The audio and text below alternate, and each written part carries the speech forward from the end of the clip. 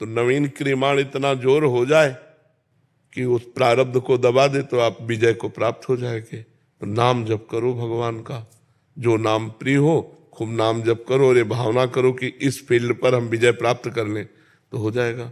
गुरु जी जब से आपको देखा है, जब से राधा राधे ही जप रहे हैं। हाँ, तो आप देखना राधा राधा का कमाल देखना। हाँ, श्याम सुंदर अधीन हो जाते हैं राधा नाम से, तो फिर और कोई कामना की पूर्ति। राधा किशोरी जी तो महाकरुणामयी है। खूब नाम जप करो और जब तक सफलता न मिले तो जिस फील्ड में लगे उसी में लगे रहो, और नाम जप करो तो आगे उसमें सफलता मिल जाएगी। प्रारब्ध, बुरा प्रारब्ध जो है, जो हमें असफल कर रहा है, वो क्षीण हो जाएगा तो आप विजय प्राप्त हो जाएगी। सन्नी जी, लंदन। राधे राधे। राधे राधे महाराज जी। प्रभु जी, मैंने बचपन में श्री कृष्ण संकीर्तन में एक गुरुजी से दीक्षा ली थी। फिर जब मैं बड़ा हुआ तो हमारा पूरा परिवार जिन गुरुजी को मानता था वहां से दीक्षा ले ली। महाराज जी, क्या दो गुरु से दीक्षा लेना गलत है? और हाँ, मैं कौन से गुरु द्वारा दिया गया नाम गलत गलत है, कोई खिलवाड़ थोड़ी है। पर अब यह है कि बचपन में तो अबोध अवस्था होती है, पर जो दीक्षा लेनी चाहिए वो किसी की प्रेरणा के अनुसार नहीं लेनी चाहिए। जब अपना विवेक जागृत हो जाए और जिन संत भगवान पर ब्रह्म बुद्धि हो कि गुरु साक्षात पर ब्रह्म और अध्यात्म पे चलना, तब दीक्षा लेनी चाहिए। अब इनको दीक्षा ले ली, उनसे दीक्षा ले ली, उनसे दीक्षा ले ली, पता नहीं कि हमें जाना कहाँ है, करना क्या है, अब किसका भजन करें। मान लो 3-4 जगह दीक्षा ले ले तो कहाँ किसका भजन करें। गुरु एक, शिक्षा गुरु चाहे आप 50 बना लो, लेकिन दीक्षा गुरु एक होना चाहिए। शिक्षा के लिए भगवान दत्तात्रेय जी ने 24 गुरु बनाए, शिक्षा गुरु, लेकिन दीक्षा एक गुरु से होनी चाहिए। ये सब खिलवाड़ वाला, बच्चोपन वाला बात हो गई ना। तो अब कहाँ तुम्हारी श्रद्धा है? दोनों जगह गुरु जी, एक कृष्ण भगवान के हैं, एक हमारे गुरु जी हैं। तो एक जगह किशन भगवान के, दूसरी जगह कौन भगवान के हैं? दूसरे गुरु जी को बोलते हैं, गुरु जी को मानो। अच्छा, तो किशन जी गुरु जी हैं, गुरु जी किशन जी हैं, ऐसा मान लो दोनों एक ही हैं। नाम जप अभी कौन सा करें? जो बचपन में लिया था वो वाला नाम जप करें कि ये वाला नाम जप करें? अब ये हमको क्यों अपराध करवाओगे कि हम कहे कि उनका न करके उनका करो। अब आप देख लो, इसीलिए ये दुविधा में दोनों गए, माया मिली न राम। तो ये बात ठीक नहीं, एक चयन करो। एक ही करें। किसको चयन किया? आपको चयन की। अब तीसरा आपने तो और कमाल कर राधा राधा करेंगे। दिया।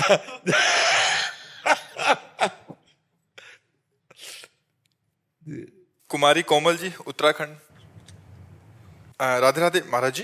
गुरुदेव, कई बार श्री जी के लिए भोग बनाते समय मन में अनेक प्रकार के व्यंजन आते हैं, जैसे खीर, हलवा, पूड़ी इत्यादि, परंतु समझ नहीं आता ये हमारी इच्छा है या श्री जी की पाने की।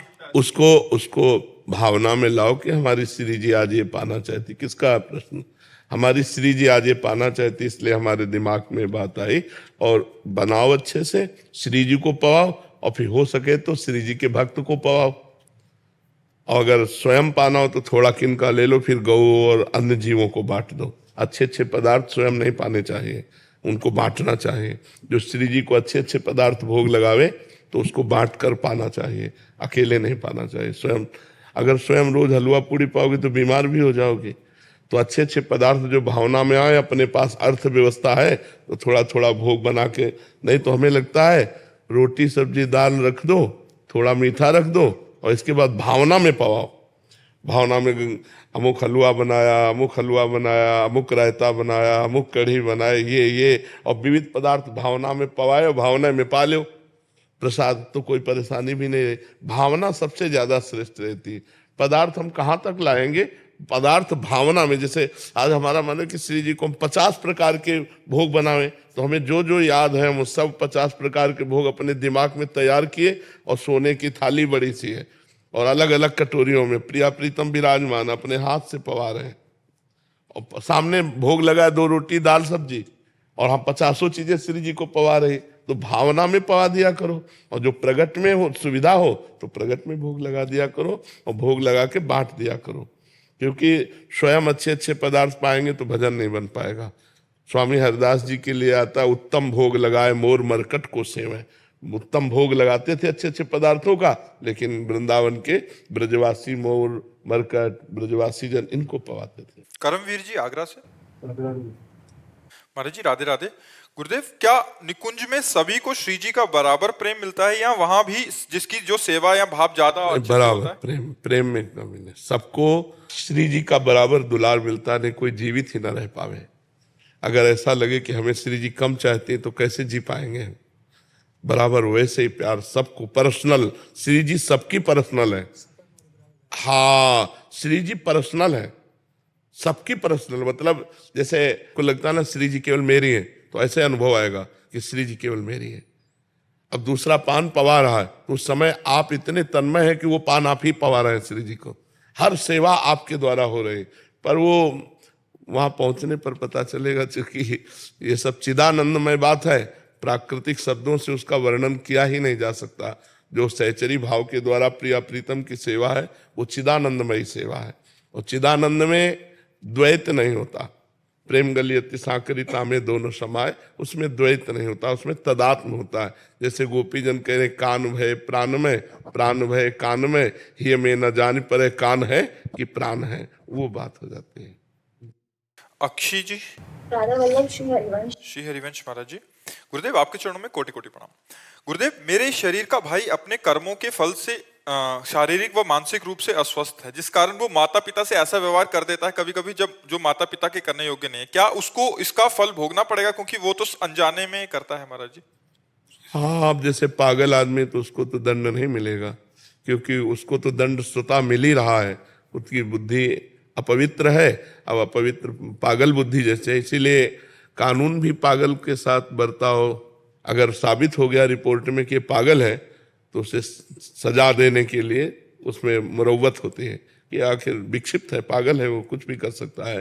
तो पशुवत आचरण स्वाभाविक हो रहा है, वो कोई संकल्प करके थोड़ी कर रहा है, उसकी कोई निर्णय पूर्वक थोड़ी क्रिया है, वो तो एक स्वाभाविक क्रिया है। तो मुझे तो लगता है कि उसके द्वारा किया हुआ कर्म जो है वो विकर्म ही माना जाएगा, अकर्म में ही जाएगा, वो फल देने में समर्थ नहीं हो पाएगा। गुरुदेव, लेकिन ना उसे पश्चाताप भी होता है कि अगर मैं ये क्रिया कर देता हूँ तो उसे, मान लो पागल अवस्था उन्माद अवस्था में कर गया, बुद्धि शांत हुई तो पश्चाताप हो रहा है, लेकिन वो रहेगा उन्माद वाली बात ही में। जैसे उन्माद में किसी कुछ हो गया पागलपन में, तो बाद में उसको पश्चाताप हो रहा है, तो बाद में अगर बुद्धि काम कर रही तो पश्चाताप हो रहा है ना, इसलिए उसको दंड नहीं मिलेगा। गरिमा जी। राधे राधे। राधे राधे महाराज जी। महाराज जी, मुझसे बहुत बड़ा पाप हो गया है। गुरु मंत्र मिलने पर भी उसे ना जपा। संसार में बड़ा मन लगता था, जब से माता पिता गुजरे तब से मन उचाट हो गया। आपका सत्संग सुनने से उत्साह हुआ कि मुझे नाम जप करना जरूरी था। अभी महाराज जी अब जितनी श्वासें बची हैं उतना जप लो, जितना जीवन बचा है अब सुधार लो। अब लो नसानी अब ना नशे हो। जितना समय बचा है ये भगवत प्राप्ति कराने में समर्थ है। खड़वांग जी को जब पता चला कि 2 घड़ी 48 मिनट, तो उन्होंने 2 घड़ी में परमात्मा प्राप्ति कर ली। 48 मिनट में अपने इंद्रियों को समाहित करके भगवान में लगा के भगवान की प्राप्ति कर ली। तो हमारा जितना भी सेकंड बचा है, हर सेकंड राधा राधा राधा, तो हमें निश्चित भगवत प्राप्ति हो जाएगी। मीनाक्षी जी मैनपुरी से। राधे राधे। राधे राधे महाराज जी, आपके चरणों में कोटि कोटि प्रणाम।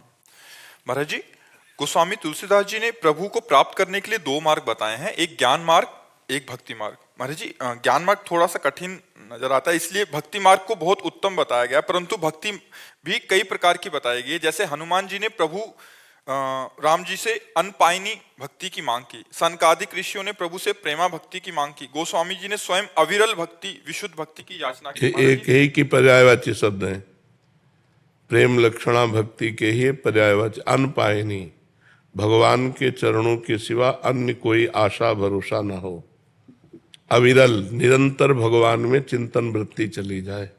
प्रेम लक्षणा, भगवान से प्रीति हो जाए। ये एक ही बात, निरंतर भगवान का स्मरण रखना, अन्य भावों का त्याग होकर, अन्य इच्छाओं का त्याग